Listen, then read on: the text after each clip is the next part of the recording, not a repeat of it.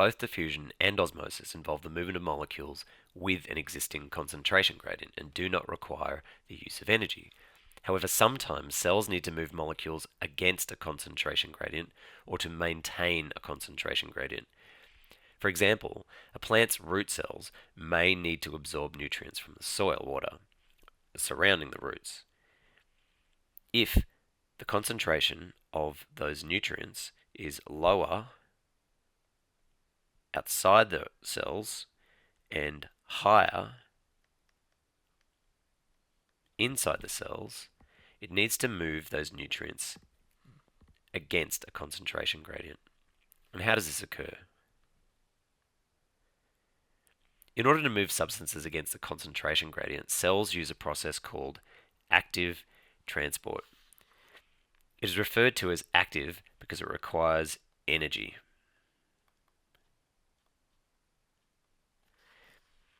Active transport occurs through transport proteins that are embedded in the cell membrane.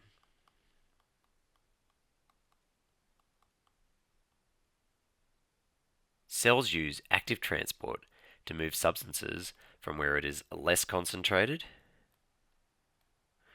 to where it is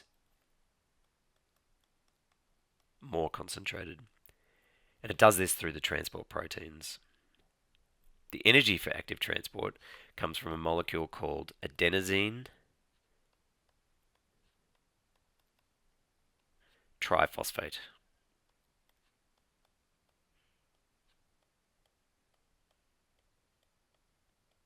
or ATP for short.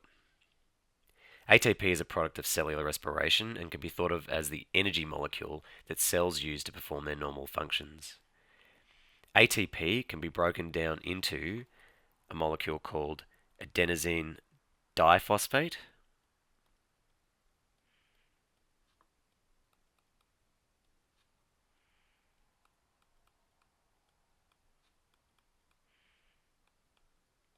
or ADP for short, and a free phosphate group.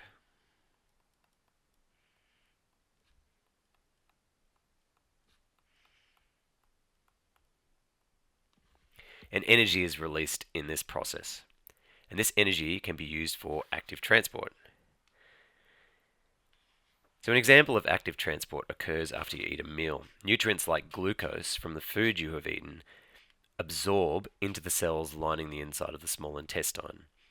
If diffusion alone was involved, once the concentration of glucose inside and outside of the cells became equal, there'd be no net movement of glucose. This means that some of the glucose available from the digestion of your food would not permeate into the cells of your intestine and would be excreted. In reality, glucose continues to move into the cells lining the small intestine, even when its concentration is lower outside of the cell. This is because the cells actively move the glucose through transport proteins. So another classic example of active transport is the sodium-potassium pump. Cells must contain high concentration of potassium ions.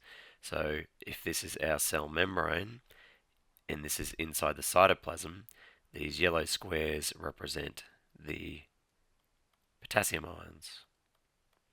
And cells need a high concentration of potassium ions inside the cell. They also need a low concentration of sodium ions inside the cell.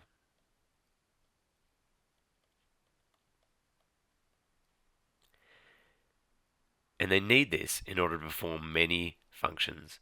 In animals, for example, sodium and potassium ion gradients are essential for nerve and muscle function.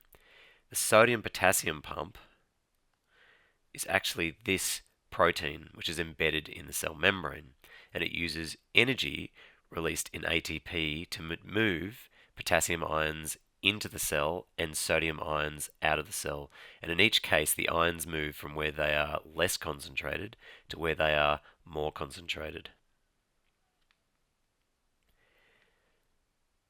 So the process by which this occurs is, firstly, the sodium ions that are in the lower concentration inside of the cell bind to the transport protein. ATP is then converted to ADP, releasing energy and transferring the phosphate group to the protein. So the free phosphate group actually attaches itself to the protein here. The phosphate group then changes the shape of the protein, moving the sodium ions across the membrane and out of the cell against the concentration gradient. 2 potassium ions, so 1, 2 potassium ions from outside of the cell then bind to the protein, causing the phosphate to release from the transport protein. So here is the phosphate group now releasing from where it was attached to the protein. The release of the phosphate group in step 4 changes the shape of the protein, allowing the potassium ions to then move into the cytoplasm. The pump is then reset and can repeat this process. In comparison to passive transport, active transport moves molecules across membranes extremely fast. In the case of a nerve impulse, for example, the sodium-potassium pump can send an electrical impulse down the length of a nerve cell in a fraction of a second. Think about how quickly you react to pull your hand away from a hot plate or a flame when you burn yourself. This is due to the speed of the sodium-potassium pump.